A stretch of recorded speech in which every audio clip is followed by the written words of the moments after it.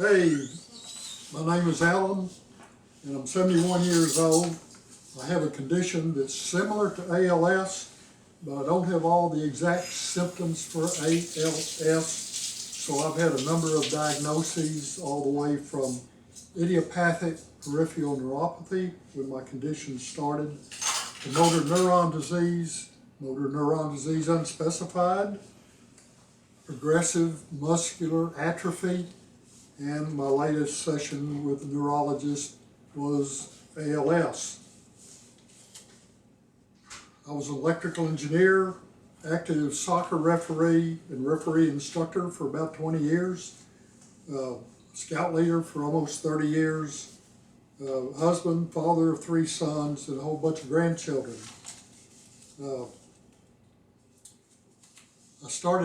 It's been a slowly progressive muscle wasting, starting around 1999. I had a little bit of numbness in my toes, and then it slowly went into my feet, my lower legs, my thighs, and now in April of 2017, it's in my shoulders and arms, and I have no other pain or any other medical symptoms of anything. I still can flex the muscles in my feet a little bit, my toes a little bit, in my rear end, in my back, and my neck. You can tell my neck and everything's okay. But muscles, since around September, muscles in my shoulders and arms have gotten to where I really have a hard time moving them. I ended up using canes around 2010, then went to walkers, then to a manual wheelchair, and then I got this power wheelchair in August 2016 with the help of Medicare assistance. I continued to drive car with the help of hand controls and an XL seat until September of 2016, when I noticed my arms were getting too weak to really hold on to the steering wheel safely and use the hand controls. So I drove into the garage, put up the keys, and I haven't done that since. And that's a reasonable thing. But let me show you how I'm able to eat. One of the things on this wheelchair that Medicare won't pay for because it's not medically necessary is the ability to raise and lower myself vertically about 12 inches, I believe is the maximum that I can do. I use this feature every day to turn light switches on to get in the refrigerator, and it's the only way now that I can feed myself by lifting myself all the way up, getting my joystick, driving over to my bar that's here in the kitchen and dining area. I can pull up to the bar like so, get my feet where I don't hit the front of the bar. I can then put the back up a little bit more, and then before you start eating, and this happens for many different things, if you're getting help for somebody or eating at the bar, you always turn it off. Because if you bump that joystick accidentally, or somebody else does, this thing takes off like a rocket, even in the slowest speed. And so I am able to get something to eat by pulling things over in front of me.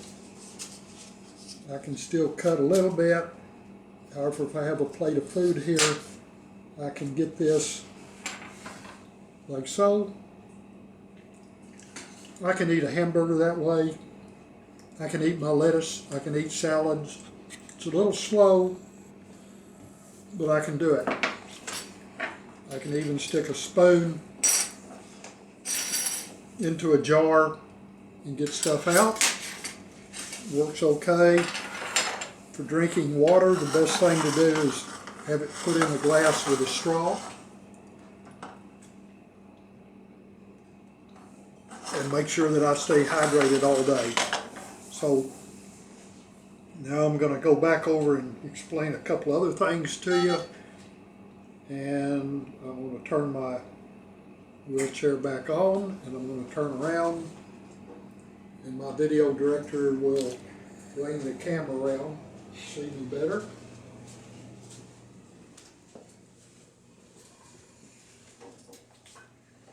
Not medically necessary for this feature, so I had to buy it myself. That's okay. Could not do without it. So now I'm going to lower myself back down and put my feet on the ground. Most of the time that I live all day, I'm right here. Okay, let me get down with my feet. I really don't have any family history of anything back from my grandparents on either side of the family, or my parents, my sisters, any of my cousins, nephews, grandchildren, my children. Nobody has anything that fits this. I do have my mother, and I have an aunt that has Parkinson, but that's the only thing that seems to be even close. Whether they're related, your guess is as good as mine. They have not ever smoked. I do drink a few glasses of wine every year. I may eat a couple of beers. I eat a healthy diet. I was a referee. Again, you don't referee soccer unless you're in good health. Never used any kind of illegal drugs, not even smoked marijuana one time. I've been to neurologists. I've been to 9 neurologists in 4 states since 2006. That's when I went to the first one. I've been in numerous other medical professions, including chiropractic, internal medicine, acupuncturists, naturalist doctors. Nobody really has a clue of what's going on with my body that's causing the deterioration of effectively my muscles are deteriorating. At the moment, I have no breathing problems. I have no swallowing problems. I have no other medical problems other than my muscles going away. I wondered if anything in my home was causing this problem, and so I had numerous air quality testing done, and nothing showed up. I finally found a toxicologist in Indiana who sent me a kit, and I checked for chlordane outgassing. And chlordane was used for a long time on our foods, but also it was put on underneath foundations for termite control. It was banned in the 90s. We had just a little bit of it put around this house where I had pipes coming up through my foundation. But the detection of the gases showed extremely low levels, just barely above the level that was detectable. So because it was there, and I'd been breathing it for 35 years, I installed 2 ERV systems, which effectively change the air in the house twice every day. So I always have fresh air coming in, old air going out, and now I do not detect any of the chemical signatures that was in that chlordane as I did before. They were very, very small to begin with. Now it's not measurable at all. Also, a couple of years ago, I built a 12 by 14 room out on my patio, and I lived in it for 10 months and just effectively didn't come in the house. I was in the wheelchair, but I could do that. Still working a little bit. After 10 months, there was no slowing of the progression of the disease and the muscle wasting, and I decided to move back in the house because of some other reasons. Again, no medical tests indicate anything abnormal in my blood, in my spinal fluid. Particularly, I've had biopsy of the nerve, of the muscle done. They show something funny, but the doctors don't know what that is. I do have a high level of B12 in my blood, higher than what, quote, is the maximum, between a minimum and a maximum level that people would normally have. and I have way high. Nobody seems to know if that's any problem or not. I find no medical literature that proves that that could be a problem or it cannot be a problem. I've even had a whole exome test performed, and 5 or 6 specific genetic tests for neuromuscular issues and different things. And I've had 2 geneticists look at all that, and they say, well, we don't see anything here that could be causing your problem. So I feel good. I don't feel sick. I don't have headaches. Everything is kind of working. But boy, I'm frustrated that I can find no answers of what's going on in my body and what can be done to stop it, or at least maybe not reverse it, but just stop it. Of course, I'd plan to be doing activities with grandkids at 71, but that's kind of gone the way. And I know if you're in the same state that I am right now, and you may be if you're looking at this video, I understand that you probably have the same issues. And you may be in a lot worse shape physically than I am. I currently live in this house.